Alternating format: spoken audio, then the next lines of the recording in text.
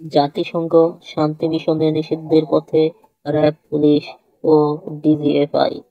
যেসব সামরিক বা পুলিশ সদস্য র্যাব, ডিজিএফআই, ঢাকা মেট্রোপলিটন পুলিশের গোয়েন্দা শাখা কিংবা বিজেপি ব্যাটালিয়নের সঙ্গে জড়িত এবং যারা 2024 সালের মানবাধিকার লঙ্ঘনের সাথে সংশ্লিষ্ট, তাদেরকে জাতিসংঘের শান্তিরক্ষী মিশনে মনোনীত করা হবে না।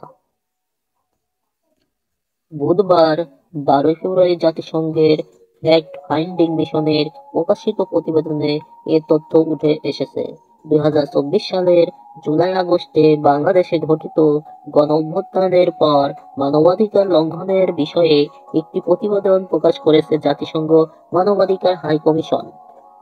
এতে বাংলাদেশের সরকারের প্রতি বিভিন্ন সুপারিশ রাখা হয়েছে। প্রতিবেদনটিতে বলা হয়েছে, আন্তর্জাতিক ও সুশীল সমাজের মতামত ভিত্তিতে একটি স্বাধীন, ব্যাপক ভিত্তিক ও ন্যায্য তদন্তের মাধ্যমে পুলিশ, গোয়েন্দা সংস্থা, বিজিবি, আনসার, ভিডিপি এবং সশস্ত্র বাহিনীর যেসব কর্মকর্তারা গুরুতর মানবাধিকার লঙ্ঘন বা দুর্নীতির সাথে জড়িত, তাদের পদ থেকে অপসারণের পদক্ষেপ গ্রহণ করা উচিত।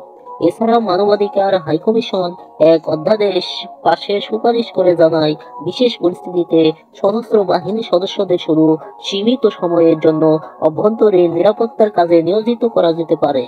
এ সংক্রান্ত একটি অধ্যাদেশ যত তাড়াতাড়ি সম্ভব পাশ করার জন্য অনুরোধ জানানো হয়েছে। এছাড়া আইন প্রয়োগকারী সংস্থা এবং তাদের অনুমোদন সাপেক্ষে জনগণের কাছে তাদের নিয়োগের প্রক্রিয়া স্বচ্ছতার ভিত্তিতে পরিচালিত হতে পারে।